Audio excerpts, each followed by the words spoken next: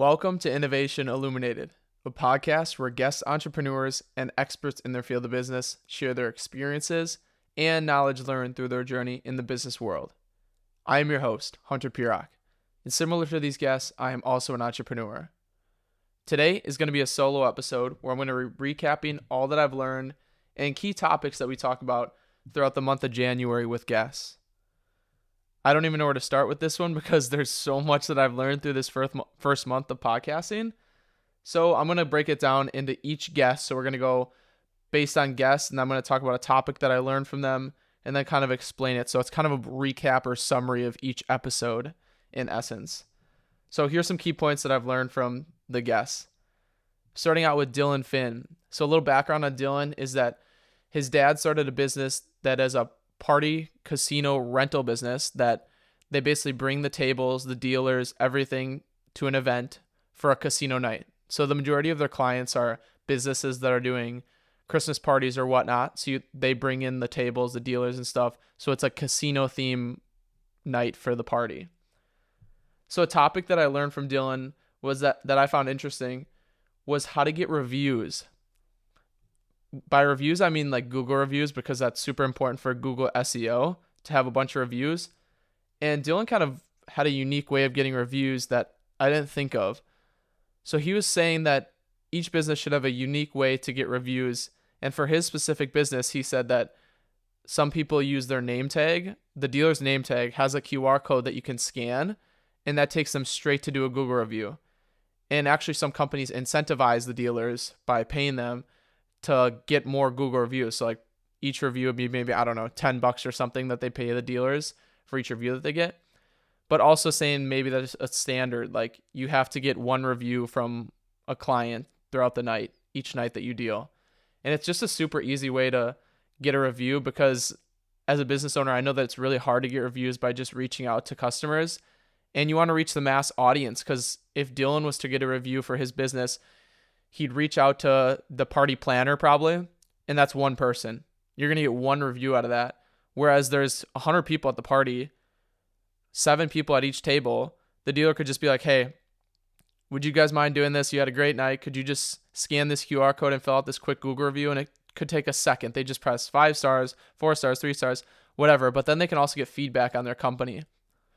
Dylan didn't mention this, but I also thought of, while writing this plan for this podcast, I thought of another unique way that he could have the QR code on the chips. So somebody could just scan the chip and write a Google review from there. But this can be incorporated with any business just to make it unique and easy to get the mass amount of reviews. Because like I said, usually it's one person booking a service like this, and that's only one review that you get, when you could be reaching the mass audience of getting a review from a lot of people. Another thing that he talked about was comfortability. Here's a quote that he said: Don't get a job just because it pays a lot. Then you'll be less interested to take the risk to pursue your dream because you are secure making money. I think a lot of people are in this position where they're comfortable and they think, why take the risk? Because they already are making money. They feel secure and they're comfortable. They're making money. Why take a risk and start something on your own?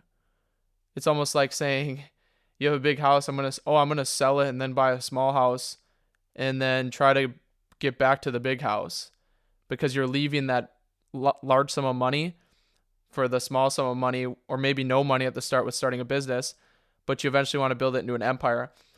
But it's tough leaving that comfortable position of having a job that pays a lot.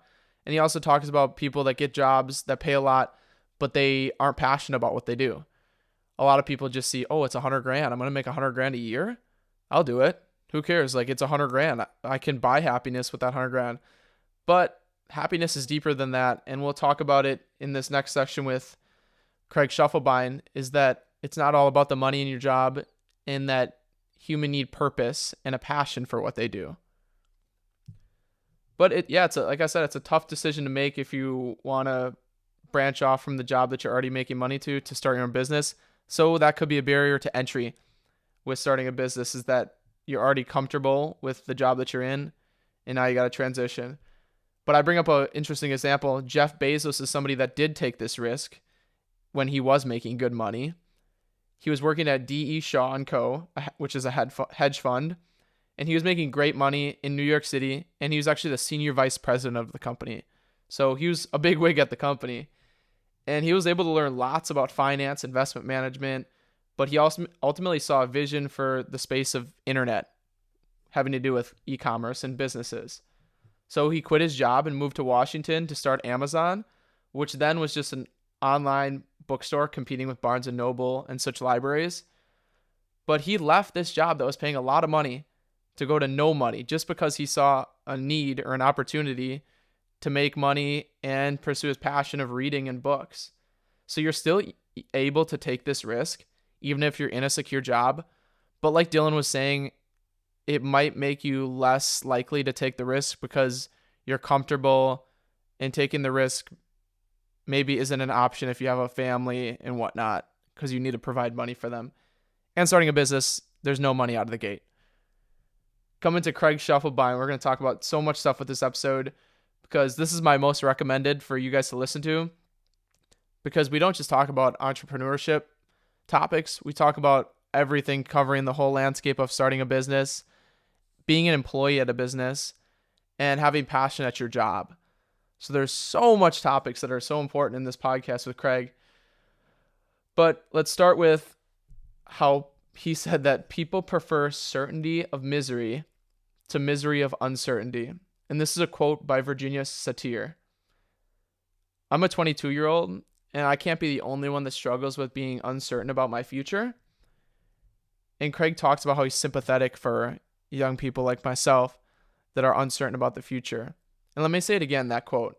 The certainty of misery is better than the misery of uncertainty. Very interesting and a very inspirational quote because it's so true when you really think about it. Craig's mom asked him, wouldn't you like to go back to high school? And his response was, I'd like to go back for a day just to tell myself that you're going to be okay. That you're going to be going through a lot of uncertainty and it's going to suck. And there's going to be times when your heart's broken and you don't know what you want to be, but it will pass and you're going to be okay. This statement by Craig is so powerful to myself, and I'm sure it is very profound impact on others as well. But it just really lets you know that coming from a very successful entrepreneur, you're going to be okay. And you could be very uncertain and doubting yourself, and that self-talk is getting in your head. I'm not good enough. I'm not good enough. And he just wants everybody to think when they're 22-year-old that you're going to be okay. And another thing that pops into my head that he said to me during the podcast was, how old are you? And I was like, I'm 22. And he's like, so if you start a business and it takes you a year and you really grind it out and the business fails in a year, how old are you going to be? And I was like, 23. And he's like, you're going to be 23 years old and you have so much experience learning from that past failure. You're 23, dude. You have so much ahead of you. Like, there's nothing that you can't do when you're 23. It's just a funny example that he gives because people think that, oh, I'm getting so old. You have time to do this stuff. And I'm going to refer to Adam later in this episode that he started a business when he was in his 30s and he had a kid and he had a wife and he was divorced and he had a lot going on when he started his business, that it is possible to do that, even if you're in those hard situations. But Craig talks about how it's so much easier if you're living at home and don't have a girlfriend, where you're not chasing 3 rabbits at once. You just get to chase one, which is the business. But like I said, Craig just shares so much advice for young people.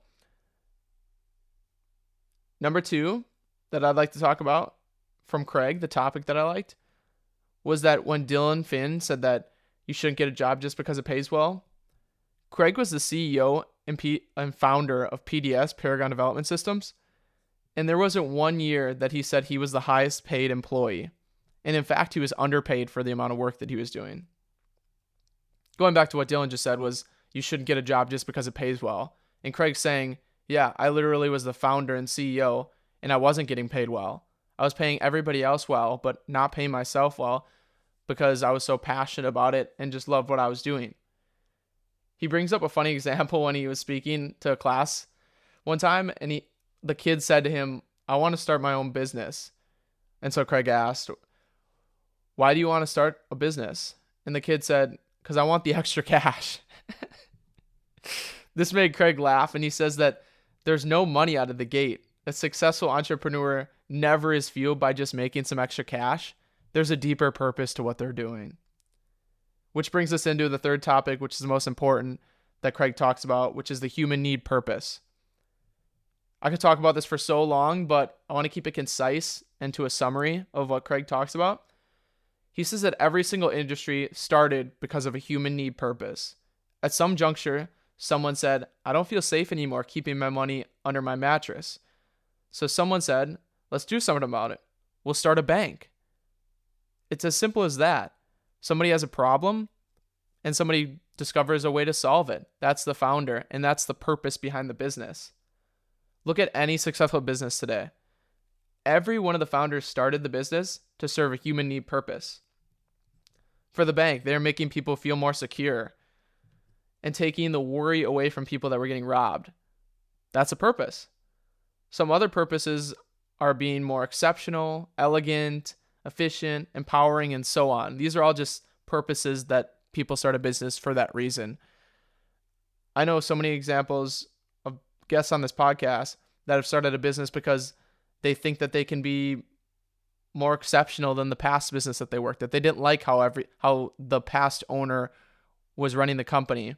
And they think that, I could start a business that's more exceptional. That's my purpose. That's what I'm going to do. It's not because they're starting a business because they just want a little bit of extra side cash, like that kid said that he wanted when Craig asked him, why are you starting a business? It's because there's a purpose in mind, that they want to start the business to serve a human need purpose and help somebody and do something better than the last person. A great metaphor that Craig uses is that you're driving down the road. So just picture this. You're driving down the road and you see somebody digging a ditch. So you roll down your window, ask, hey, what are you doing? And the guy digging the ditch says, I'm digging a ditch. And you're like, okay, cool. And then you drive down the road, roll down your window, you see somebody else that's digging a ditch, same uniform, same everything, digging a ditch right down the road. And you roll down the window and be like, hey, what are you doing? And he's like, I'm building a hospital. It's the same exact job. They're both digging ditches, but one has the mindset of, I'm serving a purpose here. I'm not just digging a ditch. We're building a hospital. I'm a little piece of the pie that's building up to amass to this massive thing such as a hospital. But I'm just the bottom of the ladder that's digging the ditch. But I still have a purpose. It's not that you're just digging a ditch, just getting the money. You have a purpose. This is when I realized that the purpose, the human need purpose, like Craig was talking about, is a mindset. You need to look at it in a different perspective. And as a CEO, Craig said he was very transparent and made sure that all of his employees were on the same page that, hey, we're building a hospital here. That's what he'd say. They're not actually building a hospital because it was an IT company that he ran, but he wanted everybody to know that they had a purpose in the business. And if employees have a purpose and they feel that they are in it for more than just the money, the purpose comes into a passion, and then a passion turns into fulfillment. This is why Craig's business continued to be recognized as best place to work. And he just talks about how he built this culture that he wasn't in it for the money. And his employees even weren't in it for the money at one point either, because they were just passionate and felt they served a purpose. And there's so much I want to say about it, but he just had his employees in a mindset that they're all a piece of the puzzle, that they're all shareholders of the company. They're all owners. We all have a purpose here. We're not just, hey, go do this and it needs to be done by this time. Empower them and say, hey, we're not play to not lose. We're play to win. We're going to win together, and I'm cheering you on. And that's where the culture kind of comes together and everybody's cheering each other on. The fourth topic that I want to talk about that Craig touches on and is very interesting to myself, and I'd assume a lot of young people also have the same issue or questions to ask, and it's the topic of comparison. So I asked Craig how kids can deal with the struggle of comparing ourselves to others on social media because it's so easy. I mean, I give an example that I just scroll on social media for a second and I see a 23-year-old driving a Lambo. or he's got a helicopter. And it's crazy on social media how easily you can compare yourself. And then all of a sudden you're going down the rabbit hole of, I'm not good enough. This person has a helicopter. I need a Lambo. I'm 22 years old. How am I going to get a Lambo by 23? Oh, I'm not good enough. How did he do it? There's so much that goes into it, and our minds just keep racing. And there's where that self-talk comes into play again, where we're just swirling and swirling. I'm not good enough, comparing. And you just go in a whirlwind of comparing yourself to others. And Craig says this quote by Theodore Roosevelt, that is, comparison is a thief of all joy. Comparison is the thief of all joy. That really hit home. And it was super interesting for me to hear that, because it really is. When you compare yourself to somebody, all of a sudden your joy just goes away. I don't have it good enough. I don't have it good enough. And Craig was saying that this is on every single scale, that it's not only kids that deal with this, because you could be like Craig, and then all of a sudden you look at Elon Musk and you're like, wow, like he has everything. Or somebody else that has a private jet and house here, house here, house here. There's always somebody that's going to be better than you that you have to compare yourself to. You don't have to compare yourself to it, but I feel like it's a lot of people for some reason have to compare themselves to others, because they just want to look at all that interesting, flashy stuff, such as the private jet, the boat, the house, the cars, everything that's easy to compare yourself to, and then think, why don't I have that? Why is he better? And a lot of times it's actually multi-generational wealth. So that person could have been born into the money and they've had it for years and years and years and so on. So they didn't even do anything to get there. But anyways, Craig says also that you have to think about, have you ever been happy when you try to compare yourself to somebody that is better than you? Being better is relative, because you don't actually know that that person is better or feels better than you, or how they got to where they are. Like I said, they could be multi-generational, or they had to suffer a ton and their life stinks and they're not happy, but they're sitting in that Lambo. Anyways, you can't compare yourself to others. And that's a huge fault with social media, that so many people compare themselves to others, and it just leads to depression. Craig says that instead, here's the tip of advice for all you that are doing this comparing like myself. Craig said that instead, you should compare yourself to somebody who has got it worse, but they are happier than you. So instead of looking at somebody that's better than you and has more stuff, look at somebody that's worse than you. They have nothing and they're still happy. And you're comparing yourself to somebody that has a Lambo and you're sad. Think about that. Somebody that has less than you, but they're happier than you. And at the end, happiness is all that matters. Happiness and purpose is all that matters.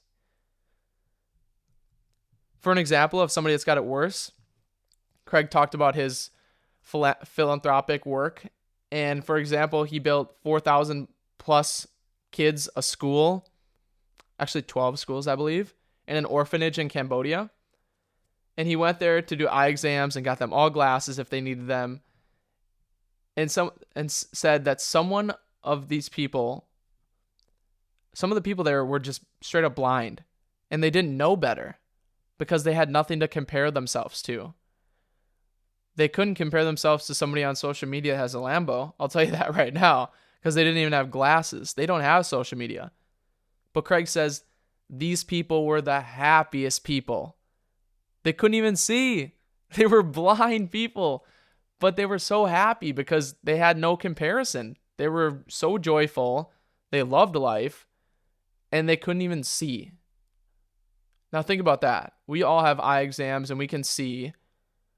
Most of us have a house to live in, food and water to drink and eat.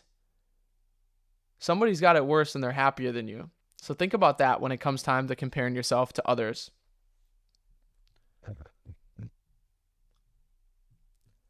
It's interesting too, because men compare themselves to guys that are richer, and then women compare themselves to other women that are better looking. So it's kind of two different categories. But Craig says that this comparison is undoubtedly leading to so much depression in young people. And it's just so, as Craig would say, it's paramount that you don't compare yourself to somebody that's better, and just focus on yourself and think of the people that have it worse than you that are happier than you. I will end this segment on Craig by saying this quote by him. I want you to know that it's going to be okay. And that's referring to him when he was growing up and first starting the business. Now on to the episode with Colin Vesley. Colin started a print shop that prints merchandise, screen printing, embroidery, and whatnot. And in this episode, we got to learn kind of the ins and outs of the screen printing and print shop in general, how he started and how he does his work right now. And also his like creative mindset and how he designs stuff, because he's also a designer for t-shirts and stuff.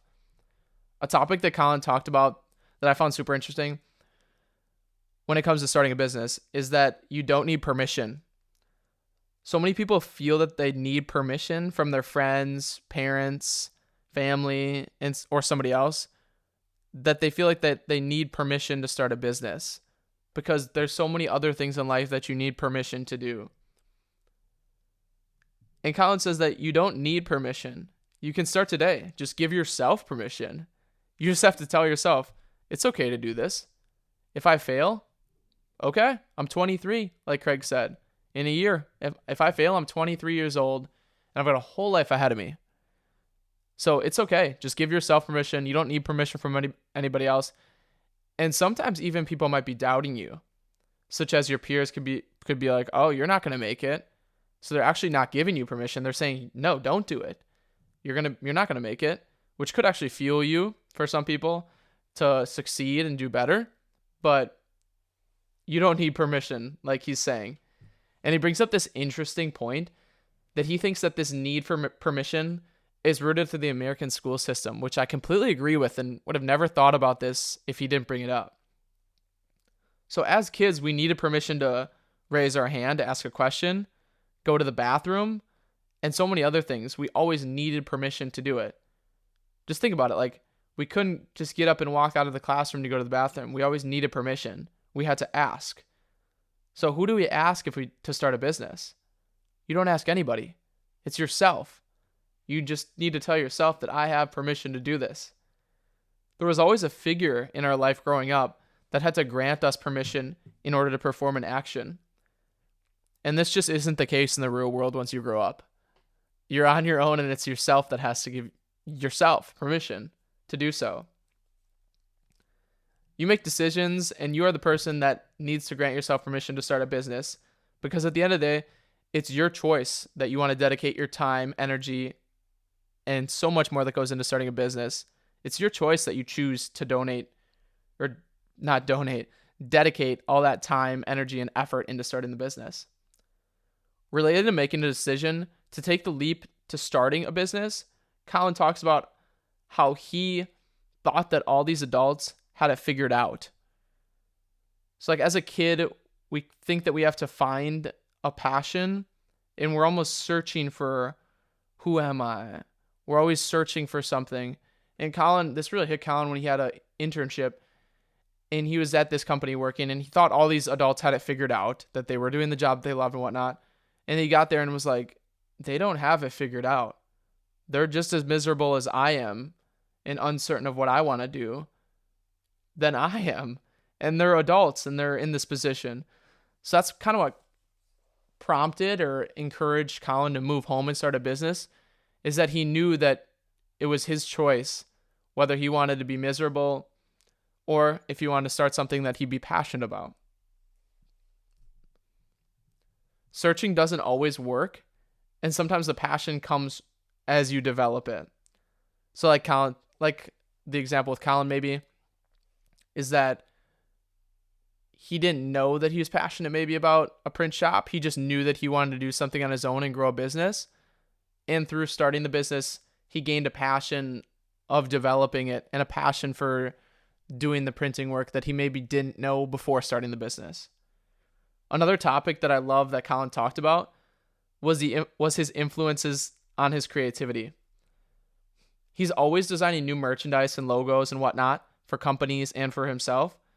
And he says that creativity is a muscle. People aren't born with creativity, and they have to work at it. You can always get more creative and continue through practice. Try new designs, improvise on past ideas, and many more things can help you with your creative process and your creativity in general. The more I think about it, the more that I find that creativity is actually a muscle. The more creative work you do, the more creative you're going to become. You need to immerse yourself in the work and have no distractions, as Colin says. Colin likes to get his inspiration from books, but ultimately he says the most inspiration and ideas come while he's actually working on a project. So he could be designing a logo and he really doesn't know the direction or doesn't have a creative idea of where he wants to take it.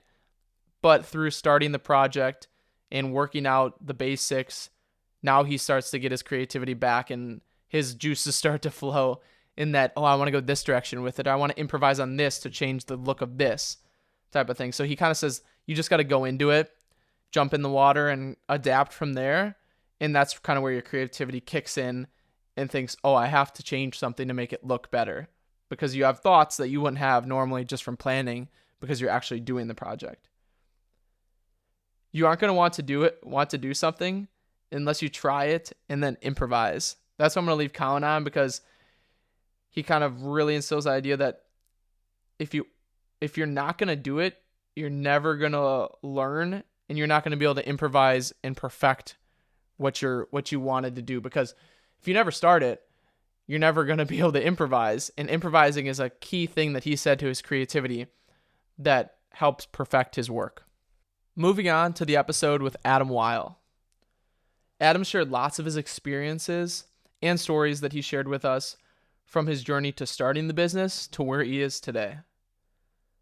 I love the analogy that he makes to starting a business compared to a puzzle. So you may think, what does a puzzle have to do with starting a business?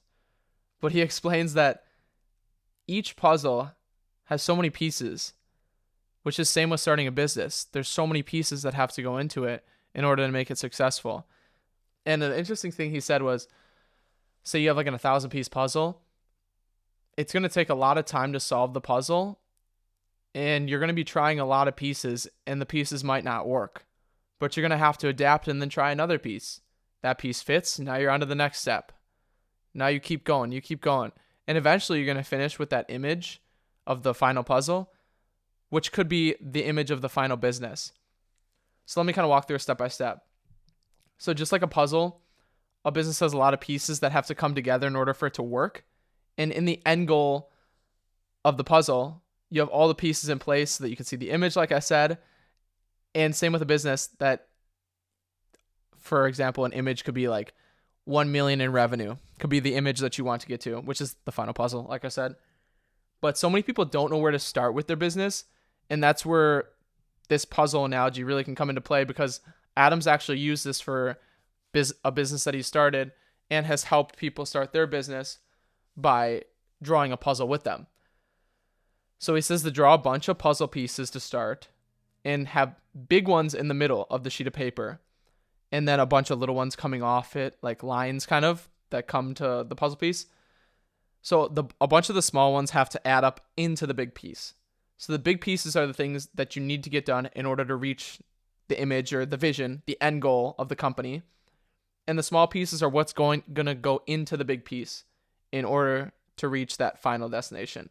So for example, a big piece could be getting 2,000 clients. That's the big piece of the puzzle that a bunch of small pieces have to go into. The small pieces would be, for example, like one would be reach out to 5,000 clients, because you're going to need to do that in order to get 2,000 clients. You got to reach out to more than 2,000 clients in order to get 2,000 clients. Another small piece might be assemble a sales team, and then coming off that piece could be a bunch of smaller pieces that say, we have to recruit. Now I need to find this person. I need to find this person. We need to put territories in place for salespeople. And all the things that have to be done in order to get you the 2,000 clients would just be coming off that one big puzzle piece. And 2,000 clients is just like one stepping stone in a business. So you could have that be a puzzle piece. Getting a sales team could be another big puzzle piece that a bunch have to come off and whatnot. But Adam says that he now has just a couple puzzle pieces left. So it's like a kid's puzzle. It's a bunch of big pieces that are big projects, but it's not a bunch of little pieces like it was when he started the business. because there was so much to do in order to get to where he is today, that he put all those pieces into place. And some of them might not have fit, like I said, like a normal puzzle would be where you try a piece and it doesn't fit. Now you have to adapt as a CEO and an entrepreneur, business owner, to make it fit and try a new piece. Oh, this person didn't work. Okay, we need a new person. This client wasn't the best. Now we adapt and we have to do this better. It's a continuous agility and adaptability that you need as a CEO and business owner in order to get to that end goal of that puzzle where Adam is, where it's just a couple pieces left. Another topic that Adam talks about is being fearless. There was a lot of times in his life where he could have said no, that he didn't want to do it, but instead he always was fearless mentally, and that made him say, I know I can do it. This is how I get it done. He talked about like how so many times that he never doubted himself. He always knew that he could do it, but it was just a matter of what he wanted to do and how he was going to do it. So somebody would bring him an idea, for example, when he had to design the board shorts, the seamless board shorts for Quicksilver that Kelly Slater and other pro surfers were going to wear. He didn't know any contacts in China, and they came to him and said, hey, could you make us a board short? And he's like, yeah, I'll do it. And now it's on him. He's got to make it happen. So he makes that promise. There it is. He's fearless, made the promise, no fear. Now he has to make a trip to China to get some manufacturer even on board. He doesn't know anybody. He didn't know the manufacturer. He didn't know where he was going to go, but he had to get all that in place in order to make that board short happen, which he did, which is a super interesting story. I recommend listening to that episode too. Super interesting story on how he made board shorts and made all these promises and delivered on them, which was crazy that he didn't know anybody in China, but he just went over there and was like, okay, I'm going to figure it out. My back's against the wall. I need to figure it out. I'm going to figure it out. He says that there's going to be a lot of times when you have to make decisions, but you need to persevere and be brave. He left us with the statement for young entrepreneurs that his one thing of advice would be to be brave and that you can go tackle those problems because you can do it. Moving on to the last one of this month, which is Tyler Vandermolen, who is a real estate agent and who we talked about so much stuff with real estate. I didn't know so much stuff. We talked about closing table, relationship building, networking for real estate. And that's kind of where it leads us into this first topic that I want to talk about, that every holiday season, he sends out a card wishing his clients and even other people they just knows a happy holidays. And that instills his business card that says his real estate stuff in their mind, which is just an easy gesture to do, an easy networking and relationship building, that he just sends out a card. And this just, like I said, implants the information to the customers. And Tyler emphasizes the importance of also having a mentor, because if he wouldn't have had a mentor, he wouldn't have known to do this. And he wouldn't have known a lot of stuff that he now knows today. So his mentor was, here we go again. If you haven't listened to this episode, funny part of the episode, his mentor is Brad's dad's best friend's wife. I think that's right. Brad's dad's best friend's wife. Yeah, I think that's right. I may be wrong. I don't know. You have to listen to the podcast because it was a long list to describe his mentor. It's like, yeah, Brad's dad's best friend's wife. We'll go with that. So he left a real estate agency and went to this new one, and Brad's dad's best friend's wife was his mentor. And she walked him through everything that he needed to know about the industry since she's been doing it for so many years. And they had an interesting program at this new agency that they incentivize the mentor, that they make, I think, a little bit of kickback off the sales that the mentee, Tyler, would sell as a home, so that the mentor isn't just giving away all their tips and tricks and then just getting screwed over and taking away clients from them.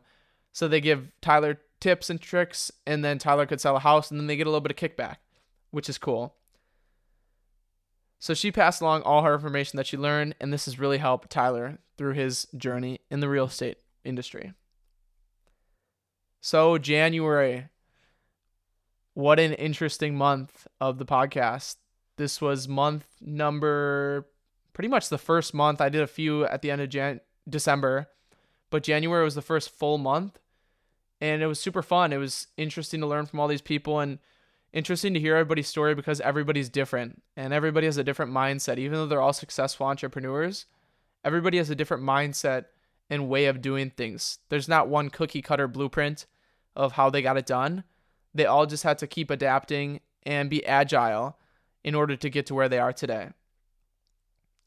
It's been a great start to 2024, and I hope that you all have gained as much knowledge, if not more, than I have. As always, please leave a comment to let me know how I can make this podcast better, and also say what industry you would like me to interview somebody from and what you're curious to learn from them. Leave that comment on YouTube. I will be reading all the comments on YouTube.